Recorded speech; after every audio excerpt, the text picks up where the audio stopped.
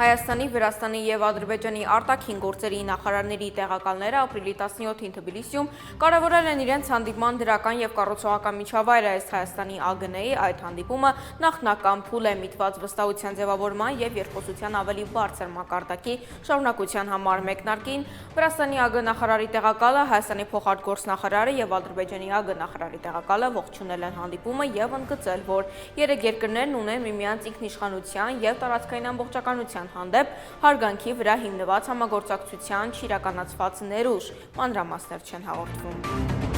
Ղարաբաղյան շարժումը շարունակելու ցանկացած փորձ կործանարար է, որովհետև այն եղել է և լինելու է գործիք Հայաստանի պետությունը, անկախությունը, ինքնիշխանությունը թույլ չտալու համար։ Ապրիլի 17-ին խորհրդարանում հայտարարել է վարչապետ Նիկոլ Փաշինյանը։ Նա կառավարության 2024 թվականի ծրագրի կատարողականի եզրափակիչ ելույթում նշել է, թե շուրջ 30 տարի կառուցել ենք մի պետություն, որը հիմնականում նվիրված է եղել Ղարաբաղի հարցի լուծմանը, Ղարաբաղյան շարժմանը և հանուն դրա ամենին զոհաբերելու տրամաբանությանը։ Փաշինյանը ընդգծել է մեծամասնությունը հաշտ է եղել այդ մոդելի և այդ նպատակադրման հետ։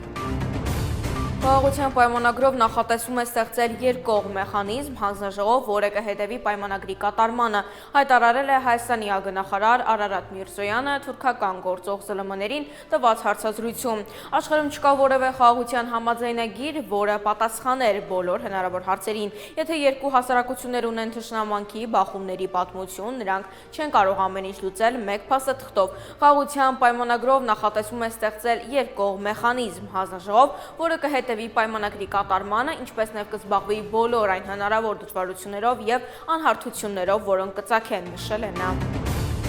Հայաստանի ազգային հերոս, պետական գործիչ Կարեն Դեմիրճյանը ապրիլի 17-ին կդառնա 93 տարեկան։ Նա ծնվել է Երևանում, ավարտել Երևանի Պոլիտեխնիկական ինստիտուտի մեխանիկական ֆակուլտետը, աշխատել է Լենինգրադի պաշտպանական գիտահետազոտական ինստիտուտներից մեկում կոնստրուկտորական խմբի ղեկավար։ Հարուստ ուղի անցնելուց հետո 1972-74-ին ՀԿԿ կենտկոմի քարտուղար է եղել, ապա առաջին քարտուղար։ 1998-ին առաջադրվել է Հայաստանի նախագահի թեկնածու,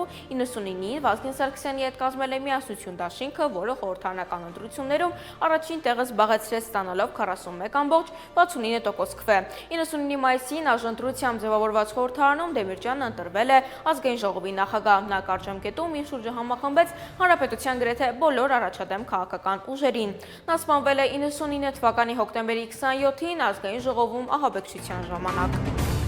Համացանցում հազարավոր դիտումներ է հավաքել պարային զույգի հայկական պարի կատարումը փորձերից մեկի ժամանակ։ Տեսանյութին կից մեկնաբանությունները լի են դրական ու հիացական խոսքերով։